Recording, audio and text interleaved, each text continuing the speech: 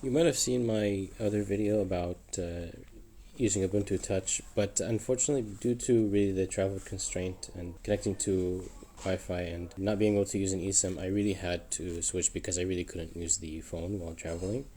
So I was looking around what to try. Actually, I came upon this. I think it used to be called Morena OS. I don't know how to say the name now. It has like a slash and an e in it, so I don't know how to say it. But anyways, it's this de-googled like privacy focused Android OS. So unfortunately, I did lose that Linux feel on my phone, but I thought to give it a shot. So here's kind of first impressions. This is not really like Ubuntu Touch where I've used it for a long time and I'm, you know, saying how that went. This is just really just first impressions from this. So first up, the UI obviously is very similar to your normal Android because it is normal Android, and with a couple of differences. First off, when I scroll all the way to the left, I don't see normally on Android. I think if I remember correctly, you see like news and stuff here. I don't see that. I just see like this is where your widgets exist basically. I'll talk about widgets on the home screen in a second. But yeah, this is where your widgets exist. You can add and remove them here. I've only added this one so far. But the default ones, I think the most important one is this privacy widget here. You can see, I'll go, show you guys this in a second. You can see the status on like your privacy and what apps are being blocked and things like that. We'll look at that in a second. But this is basically where your widgets exist. Unlike, your normal Android where there's normal like news and stuff and your widgets are throughout your screens, whatever these are called. Anyways, so yeah, about that, you can't really freeform your screens anymore. So it kind of has that like iOS feel. So you see, if I hold, it kind of like shakes like it does in iOS, and you move them around and stuff. I cannot place them wherever I want, and I can't add widgets to here. So that is a key difference from Android. That's something I noticed. So it's a little bit like simpler, less free-form than what you have on your normal Android device. So about the de-Googled aspect of it, I'm kind of new to this. So when I first installed this, there was no like Google applications at all. You have this app lounge right here, and you have what is like the Morena workspace. So you have maps right here.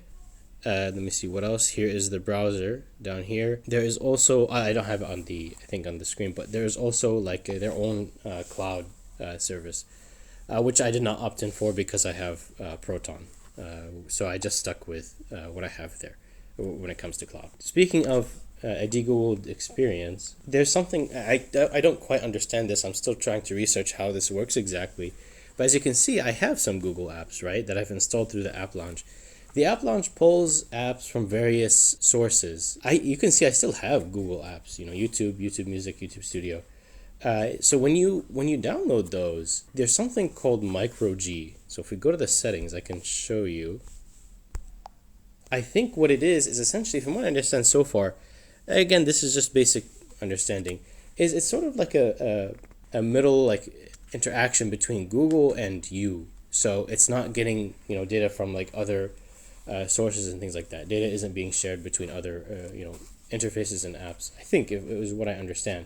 So it's kind of like it helps you kind of still interact with Google with what you need, right? So for example, YouTube kind of stops tracking from other apps and such, if I understood that correctly. It's not that I think when they say de-Googled, it's not that there's no like Google at all. It's that they've added this micro G service as a means to protect your privacy, even if you still have to use Google Apps. With that being said, by the way, I did notice that some apps don't work. I'm guessing that's because something that the OS is blocking. So if the app is depending on certain information and the OS is blocking it, that I suspect that is what is happening. So a couple I noticed is Airlo. That's one that doesn't work. Again, I'm assuming maybe geolocation services or something that's being blocked, or something else. I could be wrong, but which makes sense because I have that on. So yeah, there are going to be a couple of apps that don't work, but at least there's always a workaround for me. Like for mine, again, I mentioned that earlier, is eSIMs.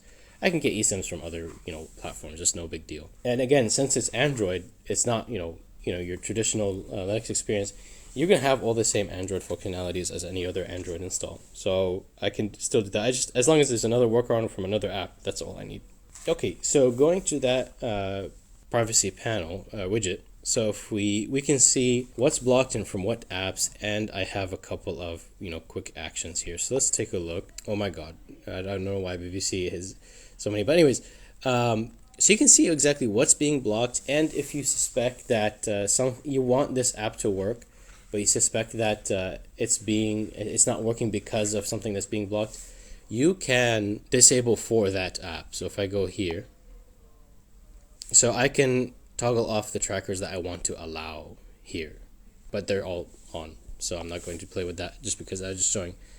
Same thing, Airbnb, I can toggle on what I'm okay, toggle off what I'm okay with going through. So just in case I didn't make that clear, when I saw that this was like a de-googled OS, I thought there would be like no access whatsoever to like Google Apps, which originally I thought would be okay because I use mostly Proton and stuff for Drive and email, which obviously are very important.